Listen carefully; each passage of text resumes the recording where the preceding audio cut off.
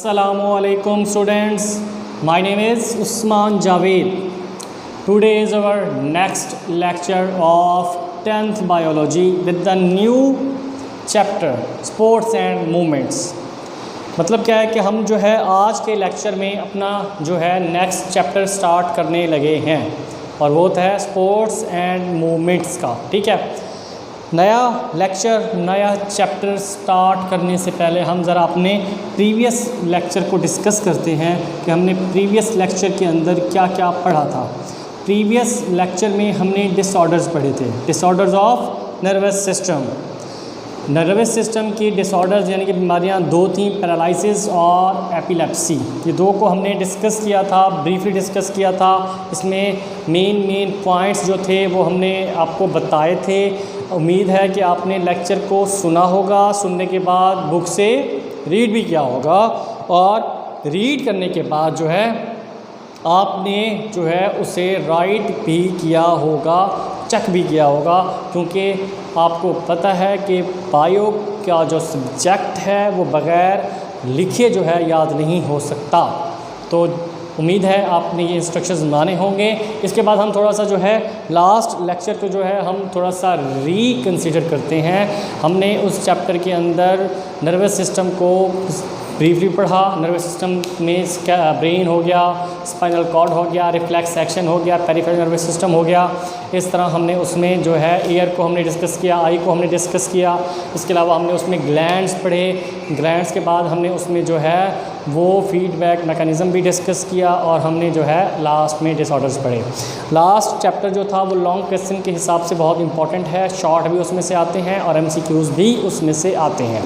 तो मैंने आपको पहले भी बताया था कि जो बच्चा MBBS करना चाहता है वो बायो पे ग्रिप रखे, और ग्रिप करने का ये सबसे अहम तरीका होता है कि आप किसी तरह की कोई स्कीम को फॉलो नहीं करते, आप किसी तरह का कोई टॉपिक कोई पॉइंट नहीं छोड़ते, क्योंकि किसी भी तरह के टॉपिक से किसी भी तरह का क्वेश्चन आ सकता है। तो जिस बच्चे ने अपने आप को कामयाब जो है वो डॉक्टर बनाना है, उसे चाहिए कि वो शुरू से ही अपना एम रखे। 9th की बायो, 10th की बायो, ये जो बायो हैं ये बेसिक्स हैं। इधर से ही पहले स्टेप से अगर आप अपने आप पे ग्रिप रखोगे तो उम्मीद है कि आप आगे जाकर आपको मसला नहीं होगा, क्योंकि अगर आप 9th की बायो को और फर्स्ट ईयर की बायो को देखो तो वो कंपेरेबल है, और 10th और 12th सेकेंड ईयर की बायो जो है वो कंपेरेबल है। तो जिसको 9th और 10th की बायो पे ग्रिप होगी वो कभी इंटर में मार नहीं खाएगा, और जिसको 9th 10th first year second year की बायो पे ग्रिप होगी वो MCAT में कभी नहीं रुकता और वो आगे भी कभी नहीं रुकेगा। तो ये जो इंस्ट्रक्शंस आपको बार बार दी जा रही हैं कि लेक्चर सुनने के बाद रीड करना, रीड के बाद लर्न करना, लर्न के बाद राइट करना, राइट के बाद चेक करने वाली जो ये इंस्ट्रक्शंस हैं, इन पे काइंडली एक्ट करो। जब तक आप इन पे अमल नहीं करोगे, जब तक आप इनको फॉलो नहीं करोगे, ये आपके लिए भी मसला होगा, आगे जाके हमारे लिए भी मसला होगा। क्योंकि कोरोना की सीज़न चल रहा है और इसमें उम्मीद है जब ये ख़त्म होगा इंशाल्लाह बहुत जल्द, तो जब आप आओगे तो हमारे पास टाइम बहुत कम होगा और हमारे लिए ये बहुत मुश्किल है कि हम आपको ये सारा रिपीट करवा सकें, सारा क्लियर करवा सकें। इसलिए जो जो चीज़ें आपको हम बता रहे हैं इन चीज़ों पे आप फोकस करो। कम से कम आप इतनी तैयारी करके आओ कि आपके पास जो बाकी टाइम हो उसमें आप अच्छे से और तैयारी कर सको। जितना आप काम करके आओगे उतने आप रिलैक्स होगे, और जितना आपका ज़्यादा काम बचा होगा उतने आप डिप्रेस होगे, कन्फ्यूज़ होगे। तो अगर आपने कन्फ्यूज़न और डिप्रेशन से बचना है तो आप अपना काम करो, जितना हो सके करो। ये आपके लिए भी फ़ायदेमंद है और हमारे लिए फ़ायदेमंद है। तो ठीक है, उम्मीद है ये बातें आपको समझ में आई होंगी और आप इन पर अमल भी करोगे। तो आज हम अपना नेक्स्ट लेक्चर स्टार्ट करने लगे हैं। नेक्स्ट लेक्चर है नेक्स्ट चैप्टर के साथ। चैप्टर का नाम स्पोर्ट एंड मूवमेंट, ये चैप्टर का नाम है। हमने इस पे डिस्कस करना है और इसमें जो सबसे पहली जो बात है वो मूवमेंट्स और लोकोमोशन। चैप्टर के शुरू में जो पहला पैराग्राफ है उसमें मूवमेंट और लोकोमोशन की एक एक लाइन की डेफिनेशंस है, ये आपने करनी है। कि मूवमेंट का आपको पता है कि भी जिसमें हम यूँ कह सकते हैं कि भी प्लेस जो है, पोजीशन जो है वो चेंज हो सकती है, उसे मूवमेंट कहते हैं। लोकोमोशन जिसमें जो है जस्ट साइड या डायरेक्शन चेंज हो जाए उसे हम कहते हैं लोकोमोशन। ये दोनों जो है उस पैराग्राफ में लिखी हुई हैं, आपने उसको उसमें से रीड करना है, अंडरलाइन कर लेना लाजमी, ठीक है, क्योंकि वो बोल्ड लेटर में नहीं लिखी हुई। उसके बाद स्केलेटन की डेफिनेशन है, ये पूरा पैराग्राफ है कि स्केलेटन क्या होता है। अगर हम स्केलेटन की बात करें, ये एक जो है फॉर्म आर्टिकुलेटेड जो है एक स्ट्रक्चर होता है जो सपोर्ट करता है, प्रोटेक्ट करता है टू द मसल्स। ठीक है, बॉडी के जो मसल्स हैं, बॉडी को प्रोटेक्ट करना, सपोर्ट करना, मूवमेंट में हेल्प करना, ये इसी हार्ड फॉर्मिकुलेटेड स्ट्रक्चर जिसको हम स्केलेटन कहते हैं, उर्दू में ढांचा कहते हैं, इसी का काम होता है। तो ये इसकी डेफिनेशन पूरी करनी है आपने, 2-2.5 लाइनों की डेफिनेशन है, ये आपने कंप्लीट करनी है। स्केलेटन की डेफिनेशन दोबारा बता रहा हूँ कि भी हार्ड फॉर्मिकुलेटेड स्ट्रक्चर होता है जो सपोर्ट करता है टू द मसल्स को और उनको प्रोटेक्ट भी करता है और मूवमेंट में बॉडी को हेल्प भी करता है। ये 3 काम इसके होते हैं। ठीक है, हम आगे भी डिस्कस करेंगे। उसके बाद इसकी 2 टाइप्स हैं। पहली टाइप क्या है? एक्सोस्केलेटन। एक्सोस्केलेटन की अगर हम बात करें तो ये क्या है? ये द टाइप ऑफ स्केलेटन। एक्सो का अगर हम देखें तो एक्सो कहते हैं हम लोग आउटसाइड को, ठीक है, और द टाइप ऑफ स्केलेटन जो कि प्रेजेंट आउटसाइड द जो है बॉडी, जो हमें नज़र आ सके स्केलेटन ढांचा, जिसे उसे कहते हैं हम लोग एक्सोस्केलेटन। और इसकी एग्जांपल जो है वो कहाँ होता है? ये आर्थ्रोपोड्स में होता है। ठीक है, आर्थ्रोपोड्स के अंदर हम देखते होते हैं कि उनका ढांचा हमें नज़र आता है, उनकी हड्डियाँ जो हमें नज़र आती हैं वो बाहर की जानिब होता है। और अगर हम बात करते हैं एंडोस्केलेटन की, तो एंडो का मतलब क्या होता है ये आपको पता है कि इनसाइड।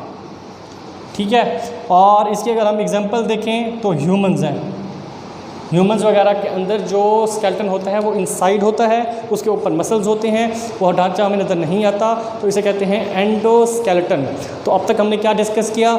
हमने डिस्कस किया मूवमेंट, लोकोमोशन, स्केलेटन की डेफिनेशन और साथ में स्केलेटन की 2 टाइप्स, एंडोस्केलेटन और एक्सोस्केलेटन।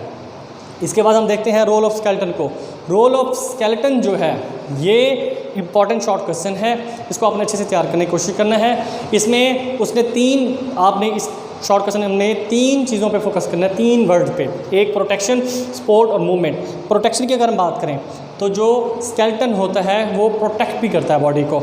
अगर हम बात करें ये हमारे जो ऑर्बिट्स हैं, ये जो हमारा जो ये वाले ऑर्बिट्स जो हैं, ये प्रोटेक्शन, ये जो हमारी हड्डी है ये हमारे आइज़ को प्रोटेक्ट करती है बाकी चीज़ों के से। जैसे आइज़ जो सेफ हैं वो इन्हीं ऑर्बिट्स की वजह से हैं, तो ये जो ढांचा है वो हमें प्रोटेक्ट भी करता है, इसकी एग्जांपल है। उसके बाद ये सपोर्ट भी करता है, अगर हम खड़े हुए हैं, हम चल रहे हैं, ये ढांचे की ही वजह से है, ये हमें सपोर्ट करता है हमारे फंक्शन को परफॉर्म करने के लिए। बॉडी के कई सारे फंक्शन ऐसे हैं, मूवमेंट्स के अलावा भी बहुत सारे हैं जिनको सपोर्ट कौन करता है? स्केलेटन करता है। इसके बाद मूवमेंट है। मूवमेंट मैं पहले बता, मूवमेंट का आपको पता है जो हमारी मूवमेंट है हमारी बोन्स की वजह से होती हैं, और बोन्स जो है पार्ट है किसका? स्केलेटन का। तो ये जो 3 पॉइंट्स हैं आपने इसको इस तरह नहीं लिखना कि भी skeleton help in protection, no, इसकी एग्जांपल भी देनी है ये ऑर्बिट्स वाली, और स्पोर्ट की भी एग्जांपल देनी है, इसी तरह मूवमेंट की भी एग्जांपल देनी है, वो लिखा हुआ है पैराग्राफ में। आज आप उसको पढ़ोगे तो उम्मीद है कि आपको पता लग जाएगा कि इसको किस तरह से हैंडल करना है क्वेश्चन को। शॉर्ट क्वेश्चन है, इंपॉर्टेंट है। इसके बाद नेक्स्ट जो है हमारा टॉपिक है वो है कार्टिलेज एंड बोन्स का। हमने दोनों डिस्कस नहीं करने, हमने जस्ट एक ही डिस्कस करना है अभी के लिए, वो है कार्टिलेज। कार्टिलेज का जो क्वेश्चन है वो बहुत इंपॉर्टेंट है, लॉन्ग क्वेश्चन के हिसाब से भी बहुत इंपॉर्टेंट है। ये लॉन्ग क्वेश्चन में अक्सर आता होता है, इसको आपने अच्छे से करना है। सबसे पहले है इसकी डेफिनेशन, इसकी आपने बनानी है हेडिंग्स। हम बात करते हैं इसकी डिफ़ाइन की। डिफ़ाइन में सबसे पहले है इसका क्या कि ये एक डेंस मीन गाढ़ा blue white film connective tissues जो हैं ये होते हैं, जो है ये इसकी डेफिनेशन है कि it is a dense blue white film connective tissue. सीटी का मतलब लिखा हुआ है कनेक्टिव टिश्यू, मैंने इसको शॉर्ट फॉर्म किया हुआ है। इसके बाद जो नेक्स्ट हेडिंग बनानी है आपने वो बनानी है स्ट्रक्चर की। स्ट्रक्चर में आपने इन तीनों चीज़ों का जिक्र करना है, कॉन्ड्रोसाइट, लैक्यूना और कोलाजन फाइबर्स। अगर हम कॉन्ड्रोसाइट्स की बात करते हैं तो ये सेल है, cell of cartilage is called chondrocyte. ठीक है, कॉन्ड्रोसाइट क्या है? Cells of cartilage. और लैक्यूना की बात करें तो ये क्या है? ये एक फ्लूइड है, ये फिल्म फ्लूइड है जो कि किसका होता है? कॉन्ड्रोसाइट का। कॉन्ड्रोसाइट का जो फ्लूइड है या मैट्रिक्स समझ लो, ये जो होता है लैक्यूना का होता है, और कोलाजन फाइबर्स जो होते हैं वो इसमें प्रेजेंट होते हैं। मतलब क्या है? मतलब ये है कि अगर हम स्ट्रक्चर ऑफ कार्टिलेज की बात करें तो उसमें 3 चीज़ें हैं, एक उसके सेल्स जिन्हें कॉन्ड्रोसाइट्स कहते हैं, एक उसका फ्लूइड जिसे हम कहते हैं लैक्यूना, और नंबर 3 कोलाजन फाइबर जो इसमें मौजूद होते हैं। ठीक है, ये तीनों इसके स्ट्रक्चर में आते हैं, किसके? कार्टिलेज के स्ट्रक्चर में आते हैं। ठीक है, उसके बाद इसकी टाइप्स हैं, 3 टाइप्स हैं इसकी, हायालिन कार्टिलेज, इलास्टिक कार्टिलेज और साथ में फिब्रस कार्टिलेज। ये 3 टाइप्स हैं। 3 टाइप्स को आपने कंपेयर करके याद करना है, ठीक है। जब तक आप इसको कंपेयर नहीं करोगे तब तक आपको याद नहीं होगा। अगर हम बात करें हाइलाइन कार्टिलेज की, तो ये क्या है? ये वो टाइप है कार्टिलेज की जो फ्लेक्सिबल होती है और कवर करती है टू द लॉन्ग बोन्स को, ठीक है। और इसकी एग्जांपल क्या है? ये नोज़ इसकी एग्जांपल है, ठीक है। ये तीनों पॉइंट लिखने हैं आपने। एग्जांपल 2 से 3 दी होती हैं, आप अगर एक भी लिख दो बहुत है, ठीक है। तो हाइलाइन के बारे में क्या लिखोगे कि ये फ्लेक्सिबल टाइप है और लॉन्ग बोन को कवर करती है और नोज़ की एग्जांपल है। अगर हम बात करते हैं इलास्टिक कार्टिलेज की, तो इलास्टिक कार्टिलेज क्या होता है? ये तकरीबन सिमिलर होती है हाइलाइन के, उसी की तरह ये फ्लेक्सिबल होती है, थोड़ी सी कम होती है लेकिन होती फ्लेक्सिबल है ये। और ये ज़्यादातर जो है ये बल्कि ज़्यादा फ्लेक्सिबल होती है उसकी निस्बत से। और ये पिन्ना जो है हमारा ये वाला, ये जो फ्लेक्सिबल जो बोन्स हैं इनमें इसकी एग्जांपल है इलास्टिक कार्टिलेज। और इसके बाद थर्ड जो है वो फिब्रस कार्टिलेज है। ये क्या है? ये टफ़ होती है और टफ़ टाइप जो है किसकी? कार्टिलेज की, वो फिब्रस है। और इसकी एग्जांपल जो है ये इनवर्टेबल डिस्क जो है, ये जो हमारी बैक बोन में डिस्क होती हैं, ये इनमें मौजूद होता है ये कार्टिलेज, ठीक है। दोबारा बता रहा हूँ कि इन तीनों को 3 लाइनें लगाकर आपने एक तरफ हाइलाइन, इलास्टिक, फिब्रस, फिर एक फ्लेक्सिबल है, एक प्लास्टिक है और एक जो है हार्ड है। तो इसकी एग्जांपल, इसकी एग्जांपल, इसकी एग्जांपल। और ये क्या करती है? एक लॉन्ग बोन कवर करती है, ये स्मॉल को करती है, और ये जो है ये स्मॉल डिस्क को करती है, कवर करती है। ये आपने तीन पॉइंट्स बना के, 3 पॉइंट्स ना बनाओ तो 2 पॉइंट्स बनाना ज़रूरी हैं, क्योंकि शॉर्ट क्वेश्चन में 2 पॉइंट्स होने चाहिए, तभी 2 नंबर मिलते होते हैं, ठीक है। तो अब हम इसको दोबारा एक बार रिपीट करते हैं इस टॉपिक को, क्योंकि ये चैप्टर बहुत इंपॉर्टेंट है, ठीक है। ये भी लॉन्ग क्वेश्चन के लिए इंपॉर्टेंट चैप्टर है। लॉन्ग भी आते हैं, शॉर्ट भी आते हैं और MCQs भी आते हैं, ठीक है। तो इसमें हम सबसे पहले डिस्कस करते हैं कि क्या चैप्टर का नाम क्या है?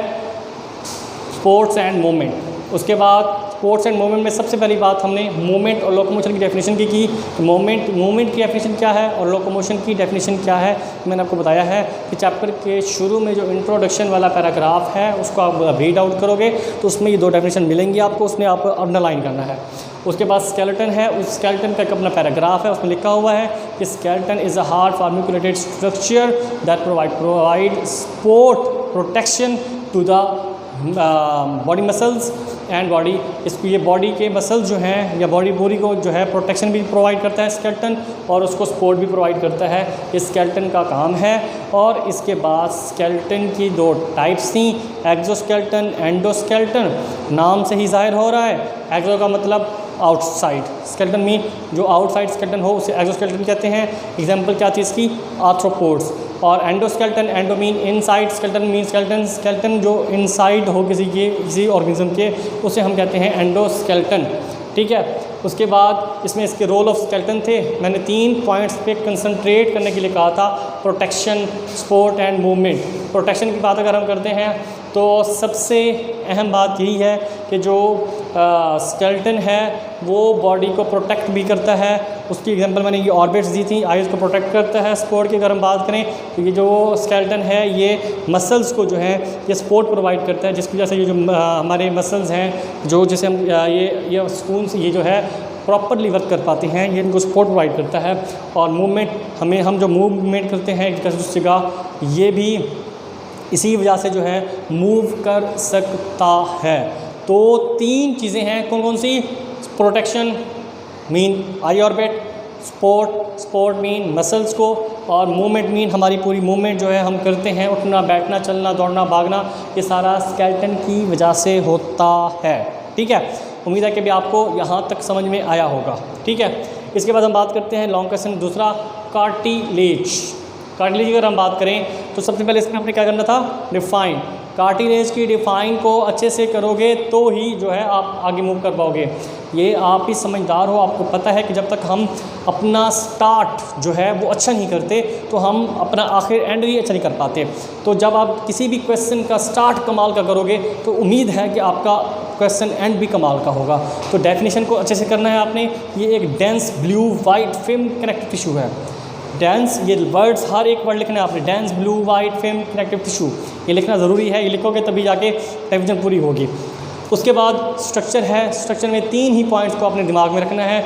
सेल जो है, cell of cartilage is called chondrocyte. Cell जो है वो क्या कहलाते हैं, कॉन्ड्रोसाइट। और इसमें एक फ्लूइड होता है मैट्रिक्स टाइप जो है, उसे हम कहते हैं लैक्यूना। और इसमें एक थर्ड जो है ऑर्गन, उसे कहते हैं, क्या कहते हैं, उसे हम कहते हैं कोलाजन फाइबर्स। ये जो फाइबर्स हैं ये उन्हीं कार्टिलेज के अंदर मौजूद होते हैं जो इन्हें इलास्टिसिटी प्रोवाइड करते हैं, ठीक है, या इन्हें फ्लेक्सिबल बनाते हैं, ये इन्हीं का रोल होता है, ठीक है, जैसे वेन्स टाइप।